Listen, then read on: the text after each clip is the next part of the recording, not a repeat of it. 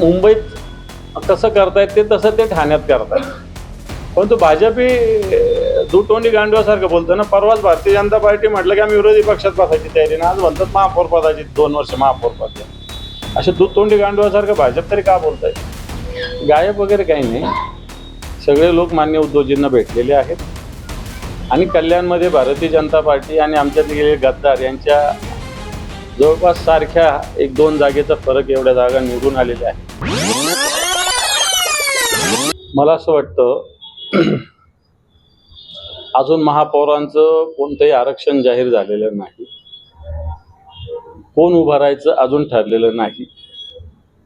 कोणाच्या जागा किती आलेल्या हेही अतिशय सुस्पष्ट आहे. असं असताना अशी चर्चा चालू आहे असं म्हणणं मला असं वाटतं हा हवेतला गोळीबार आहे. अशी कोणतीही चर्चा नाही. गायब वगैरे काही नाही. सगळे लोक मान्य उद्धवजींना भेटलेले आहेत आणि कल्याणमध्ये भारतीय जनता पार्टी आणि आमच्यात गेलेले गद्दार यांच्या जवळपास सारख्या 1-2 जागेचा फरक एवढ्या जागा निवडून आलेल्या आहेत.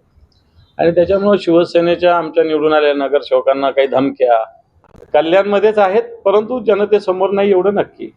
हे पहा, तिथे काँग्रेस आणि शिवसेना असं एकत्रित बहुमत आलेलं आहे. त्यामुळं शिवसेना सुद्धा महापौर पदासाठी कोणत्याही पक्षाशी अशा पद्धतीनं विचाराशी तडजोड करणार नाही. भारतीय जनता पार्टीशी तर मुळीच नाही. जिल्हा परिषदेला त्यांनी उमेदवार आधी उभे केलेलेच होते. त्याच्यात राजकीय पक्षांनी निवडणुका लढणं किंवा एमआयएम लढणं याच्यात काही विशेष नवल नाहीये.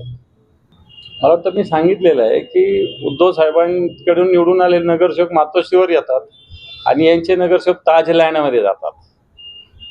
तेही तिथं कोणालाच भेटू दिलं जात नाही. याचा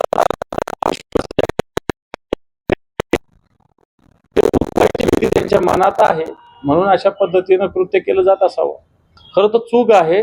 मी त्यांची माहिती घेतली. त्यांचा पासपोर्ट हा युकेचा आहे, भारताचा नाही आहे. ते आपल्या भारताचे नागरिक नाही आहे तसे. आणि त्याच्यामुळं अशा पद्धतीनं जर त्यांना रोखलं गेलं तर मला वाटतं भारत आणि युके या देशादरम्यानचे जे काही नियम कायदे असतात त्याचं पालन भारताचा हा विभाग करत नाही असा त्याचा अर्थ होईल. मला नाही वाटत जास्त वेळ त्यांना इमिग्रेशन विभाग थांबू शकेल. मला असं वाटतं हे तुम्ही बघितलं पाहिजे की सत्ताधारी पक्षाचे लोक कशा पद्धतीनं राजकीय हितासाठी खुनापर्यंत येत आहेत. गुन्हेगारी कोणत्या वृत्तीपर्यंत गेलेली आहे की मंत्र्यांच्या सहभागी होत आहेत. त्या उदाहरणावरून लक्षात येतं. न्यायालयाने प्रश्न उपस्थित केला पण पोलिसांनी कारवाई काय केली हा पण प्रश्नच आहे ना. पोलीस थातुरमातुर उत्तर देतील न्यायालयाला. मला असं वाटतं शिवसेना 26 ठिकाणी दुसऱ्या क्रमांकावर आहे आणि त्यांच्या शिवसेनेपेक्षा या संभाजीनगरात आमच्या शिवसेनेनं मतदान जास्त घेतलेलं आहे. त्यांनी धन संपत्तीचा पूर्ण वर्षाव केला. इथं त्यांचे मंत्री, आमदार, खासदार एवढी शक्ती असतानाही ते 12च्या वर गेले नाही. आमच्याकडे ही कोणतीच शक्ती नसताना आम्ही 6 पर्यंत पोहोचलेलो आहे.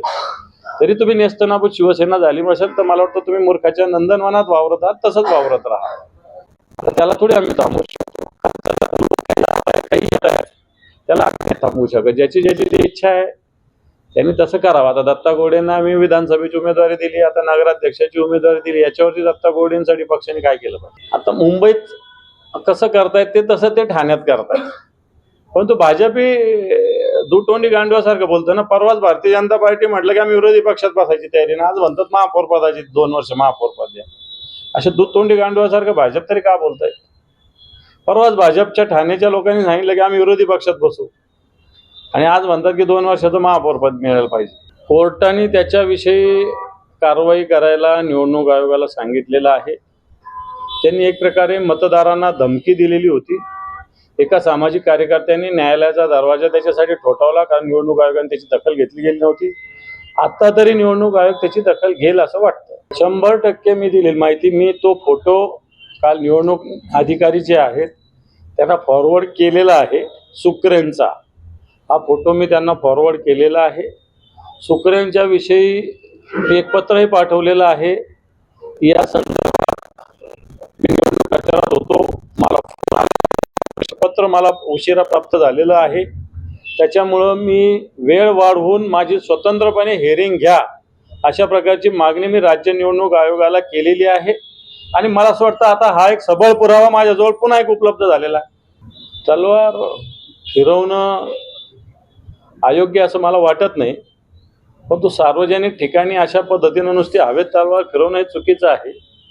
माझ्या माहितीप्रमाणे पोलिसांनी गुन्हा दाखल केलेला आहे, पण सगळे जे कोणी आरोपी सगळ्यावर गुन्हा दाखल केलेला नाही. ज्यांनी ज्यांनी फिरवले त्यांच्यावर तो गुन्हा दाखल झाला पाहिजे.